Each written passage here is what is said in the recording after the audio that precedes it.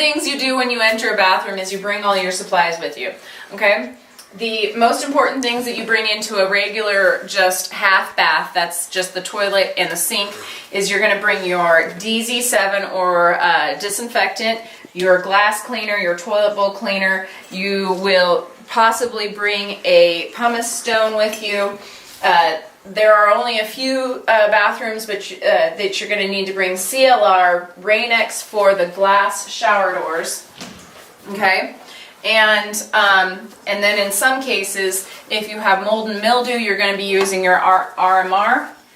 And very fewer cases than that, you're going to have to bring a rust stain remover. We're going to be using all of these in this particular bathroom today. The other thing that you're going to want to bring from your kitchen are 3 green rags, an orange extra rag, and that's only for if you have the glass shower door, a Norwex rag for your glass cleaner, and another orange rag for your stainless steel cleaner. As I've probably already explained, the stainless steel cleaner gets loaded with you spraying liberally at the middle of your palm, leaving the exterior dry so that you can polish that oil off with that. I usually will, if I have the ability, I will put it over the stainless steel so I know which rag that is. Same with the Norwex. You'll notice that I throw that over the Windex so that you can always have this thing drying while you're not using it. Okay? Right now I'm going to be using it to help load rags. So, the first thing you're going to do is load these rags up. There are, as you can see, toothbrushes, toothpaste, things like that around that you don't want to be tripping on. So you're more than welcome to carefully remove those, wrap it around your fist so that it can easily slip off, and find a place to put that so that you're not tripping on it. Captain. What? Just load one. Okay. We are going to be loading a singular rag right now. Okay. So you can do this in the kitchen while the kitchen crew or the kitchen cleaner is loading their rag. I load it liberally. Okay. This is the rag that you are going to be using on your sink and then on dusting around the bathroom. I always, again, double fist it for speed and efficiency. Okay, once that's loaded, then I go over to the toilet and I'll throw some toilet cleaner into the sink, into the toilet. Okay, so. I don't see you throw it. Oh, I guess I'm going to throw it. What you want to do is you want to focus on getting this up underneath the rim. Okay, I'm pretty sure you guys have all put toilet cleaner in a bowl before, so it's not going to be, this isn't rocket science. About where you set your toilet bowl cleaner when you're done with it. Okay, you do need to make sure these things leak and will leave stains. You never ever put these on a rug or on carpeting because you will stain that completely. So when I'm done with a supply, I'll put it to the edge or the door of the bathroom and just leave it over here out of the way. You're going to need a regular toilet bowl brush. We have those in the supplies. I do not tend to like to use the types of cleaners like this that have those pads. They're not very efficient. So as you saw, we put the toilet bowl cleaner in. We are going to plunge as deep as possible, get the bowl as clean as possible by doing the sides. But on the mark of a true professional cleaner is this, the pressure up and getting underneath here, okay? To make sure that there is no mold and mildew that's left in there, and then I usually just stick that toilet brush in there. That helps you remind you that that has to be done later on. We're going to let that sit in there for about 10 minutes. Check for any hard water stains inside the inside the toilet. We'll be using the pumice stone later on for that. Okay, so this is where the CLR is coming in, okay? So as you can see, we've got some hard water buildup right here. Do you see the white right there? And we have a little bit around here, and then check right here as well for any down here. As there's not a whole lot today here or here, we're not going to be spraying that today. We'll just be using a wipe down, but there is some hard water buildup right there, so we're going to be working on that. Also, there's some grime down in here, so I'm using my hand to make sure we don't overspray, because this is a very caustic, that's a very difficult word to say for me, chemical, okay? And we're also going to be looking at the shower door next to see if it needs to have any hard water sprayed on here. So as you can see, that you don't want to spray onto a door if there's a rug underneath of it. So this is going to be laid out here for the vacuumer, or if there's no carpeting over here, one of the things that we can do is just shake this and then lay it here, and then you can lay that directly back onto and over the tub when we're all done. But today we're going to lay this out and let the person that's vacuuming vacuum the hair off of it for the customer. So if you want to come over here, you can see that there's some hard water on the inside of this. So Daniel, you want to come stand behind it so we get a better, darker background. Can you see that? Okay, so what you want to do is you want to spray horizontally. Okay, usually I do that with the door shut. Wait, Daniel. The reason I do this with the door shut is so that you don't get this overspray spray, okay? Please step into the shower to do that. I did this out here so that you guys could see that. Go ahead and clean that up now. So you go ahead and check for any other hard water. As you can see, there's some more in here, so step inside, spray that down. Okay?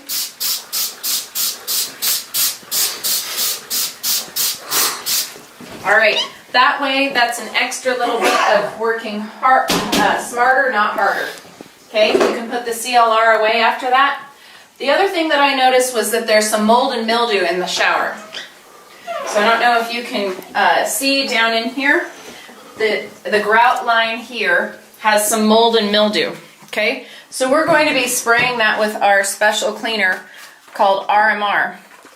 And my sprayer is not working. RMR is extremely caustic, and so sometimes it'll degrade the sprayers. I apologize. This is not the most efficient way of doing this, but I wanted to make sure everybody knew that you can use RMR on mold and mildew. Okay? That's all you use it on.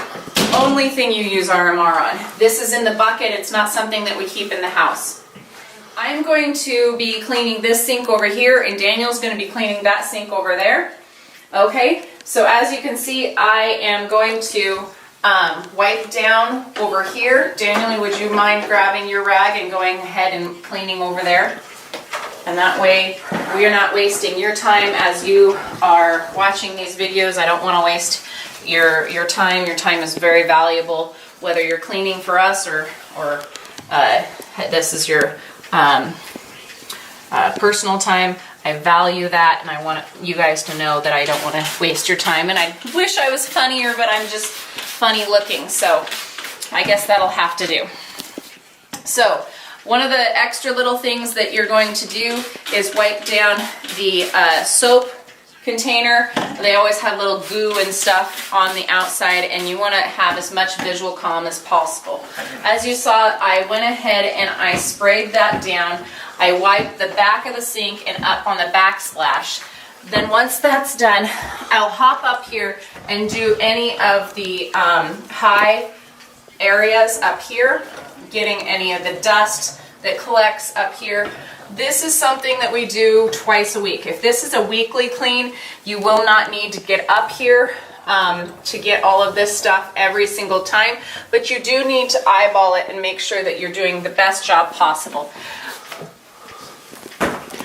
Okay, the mirror itself is going to be done after I do the sink and the cupboards, so make sure that you're doing a detailed job on the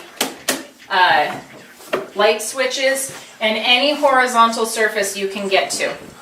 Even to the point of doing like this is something you eyeball. Double check that there's no dog, slobber, toothpaste, child's drawings, things like that. That's our job to watch. So as I'm done with around the sink, I am now letting that disinfectant sit inside the sink as I dust all of the horizontal surfaces, especially in these little crevices right here. I'll use a fingernail to kind of get through. If you're having a hard time, we do supply a toothbrush in your apron, and I always expect you to have an extra set of gloves in here so that in case you are you pop a glove while you're dealing with this chemical, I want you to double check that you are never exposed to those chemicals. You will absorb it through your skin, and that is not something I want to have happen with you guys. Please protect your own yourself. Okay, so as you're doing these, you are dealing with the handles and the horizontal surfaces. I call it the L shape. You do down and over, okay? And then again, down and over in here, and then you wipe the hinge tops off as well because those become dusty as well. Hinge tops, the L shape on the inside, and then as you close it, that can be the next one. All right, so as you can see, Daniel was over here. He worked from the top down, and now the next thing that we're going to be doing, did I shut the lights off? Yes.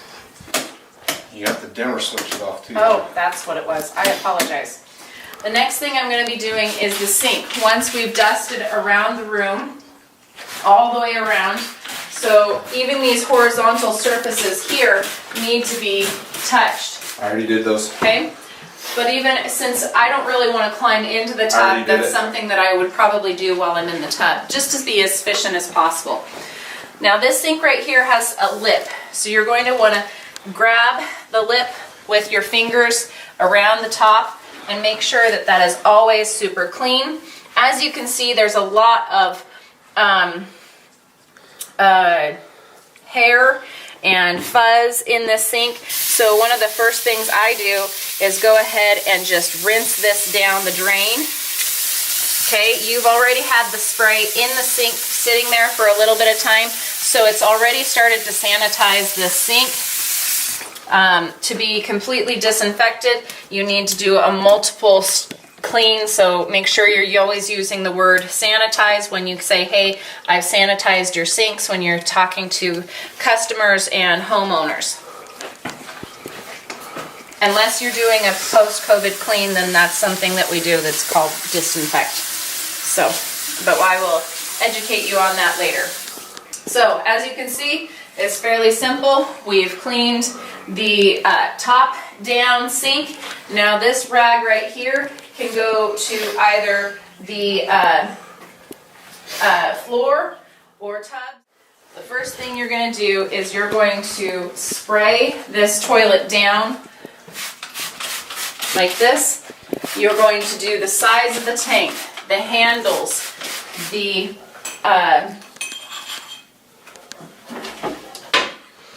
lid, the ring, the interior ring, the sides, and slightly around the floor, because those are the areas where splatter happens and you need to make sure that that's disinfected. So one of those things, you can spray it down almost the moment that you swish it at the beginning of your cleaning in the bathroom if you have one sink. Okay, if you have 2 sinks like we do in this room, it tends to be a bit harder to get through those sinks before this spray dries, so keep that in mind. Different things that are out here like this, I would have as well sprayed as well, because those also have a little bit of splatter and hair, etc. on them. Okay, so as soon as that's done, we let that sit for 5 to 10 minutes for the best sanitization we can get.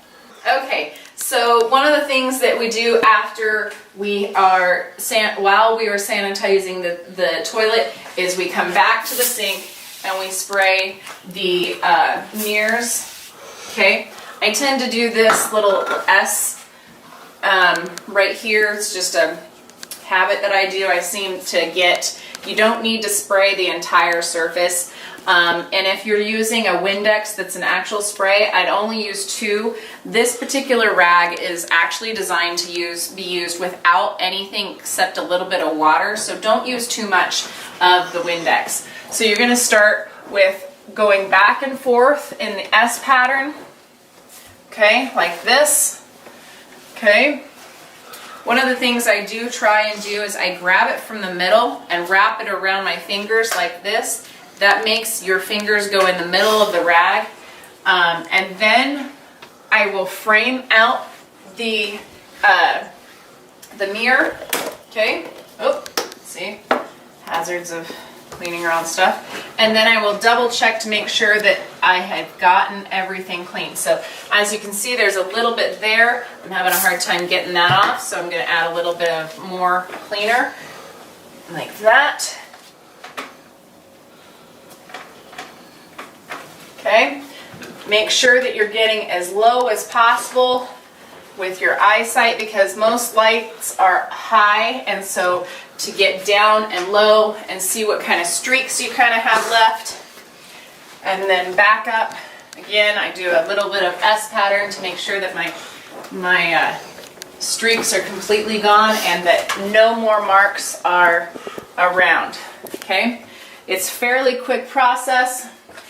Again, I would have sprayed this, grabbed it, wrapped it around, S pattern back and forth to get the majority of it, then frame it by getting my fingers around the outside of the frame, avoiding everyone's little stuff that they have here, toothbrushes, stuff like that as well. And then I double check for any smears by kind of continuing to polish it up with the dry portion of my rag. I don't know if you noticed, I did switch to a drier portion of my rag just to make sure I got everything. Check for any smears and splatters you might have missed.